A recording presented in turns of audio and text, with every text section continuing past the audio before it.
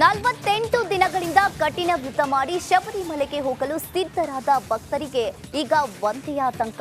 ಕೇರಳದಲ್ಲಿ ಹರಡುತ್ತಿರೋ ಕೊರೋನಾ ಮಾರಿ ಅಯ್ಯಪ್ಪ ಸ್ವಾಮಿ ಭಕ್ತರಲ್ಲಿ ಭಯವನ್ನ ಹುಟ್ಟಿಸಿದೆ. ಈ ಕುರಿತು ಕಂಪ್ಲೀಟ್ ರಿಪೋರ್ಟ್ ನಿಮ್ಮ ಮುಂದೆ. ಅದು 48 ದಿನಗಳ ಕಠಿಣ ವ್ರತ.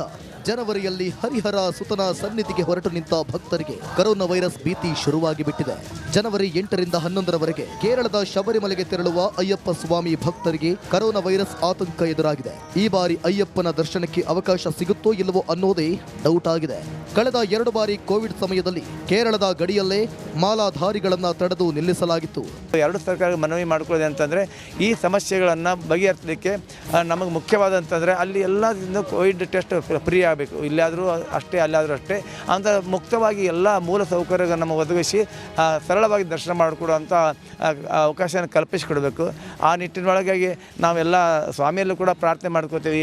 ಈ ಕೊರೋನಾ ಇಲ್ಲಿಗೆ ನಿಂತು ಮುಂದೆ ಎಲ್ಲಿ ಹರಡದಂತೆ ಆ ದೇವರು ನಮ್ಮನ್ನೆಲ್ಲ ರಕ್ಷಣೆ ಮಾಡಬೇಕಂತೇಳಿ ಪ್ರಾರ್ಥನೆ ಮಾಡ್ಕೋತೀವಿ ಸರ್. ಕೇರಳದಲ್ಲಿ ಈಗಾಗಲೇ JN1 ಹೊಸ ತಳಿ ಪತ್ತೆಯಾಗಿದೆ. ಇದರಿಂದ RT-PCR ಟೆಸ್ಟ್ ಸೇರಿದಂತೆ ಹಲವು ನಿಯಮಗಳನ್ನ ಅಲ್ಲಿನ ಸರ್ಕಾರ ಜಾರಿಗೊಳಿಸುತ್ತೆ. ಇಲ್ಲಿ ಟೆಸ್ಟ್ ಮಾಡಿಸಿಕೊಂಡು ಹೋಗೋದ್ರಲ್ಲೇ 3 ದಿನ ಕಳೆದು ಹೋಗುತ್ತೆ. ಆಗ ಮತ್ತೆ ಅಲ್ಲಿಯೂ ಟೆಸ್ಟ್ ಅನಿವಾರ್ಯವಾಗುತ್ತೆ.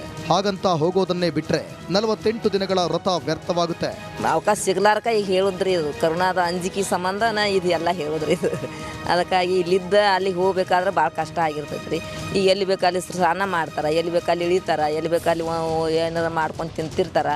ಅವ್ರು ಈ ಅಂಜಿಕೆನ ಅಲ್ರಿ, ನೀರು ತೊಗೊಂಬರ್ಬೇಕಾದ್ರೆ ಅಡುಗೆ ಮಾಡ್ಕೋಬೇಕಾದ್ರೆ ಈಗ ಎಲ್ಲೆಲ್ಲೇ ಇಳಿದು ಮಾಡ್ಕೊಂಡು ತಿಂತಿರ್ತಾರೆ ರೀ ಇವರು.